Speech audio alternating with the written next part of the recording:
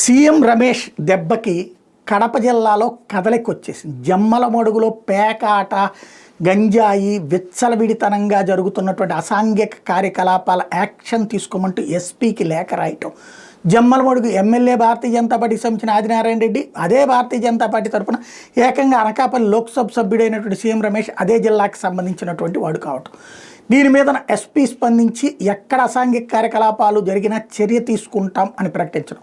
తల కొట్టేసినంత పనేమో జమ్మలమడుగు ఆదినారాయణ రెడ్డికి అవుతుంది. తల ఎత్తి తల ఎగరేసి తిరిగే పరిస్థితుల్లో సీఎం రమేష్ ఉండటం అన్నటువంటిది ఇక్కడ కీలకమైనటువంటి పరిణామం. ఏంటి అంటే అక్కడ ఏ పని జరిగినా చివరికి ఇసుక తవ్వినా రాయి తీసి పక్కన పెట్టాలన్నా ఆదినారాయణ రెడ్డి వర్గపు క్లియరెన్స్ లేకుండా జరగదు. అంటే అక్కడ జరుగుతున్న అసాంఘిక కార్యకలాపాలకు అతనే లీడర్ అన్నటువంటిది సీఎం రమేష్ ఉద్దేశం. కూటమి మాటున తలదాచుకుంటున్నాడు అన్నటువంటి దెబ్బతీసే ప్రయత్నం చేస్తున్నాడు. ఆ ఇద్దరు ఇప్పుడు ఒకళ్ళకొకళ్ళు విభేదించుకోవడం పక్కన పెడితే ప్రస్తుతం పోలీసు యంత్రాంగం చర్యలు తీసుకోగలుగుతుంది. మాటలు వేరు, చేతలు వేరు. ఏం చేస్తారో చూద్దాం.